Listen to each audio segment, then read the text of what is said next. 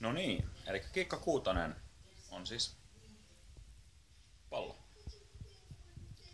Tämä on tietynlainen Eurolax Athletes bla bla bla.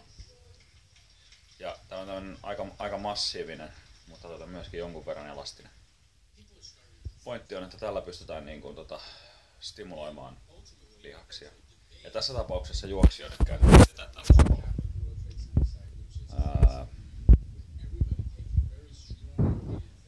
Aha, ei pysty vauhdista vaihtamaan kameraa. Otetaan se lattialle.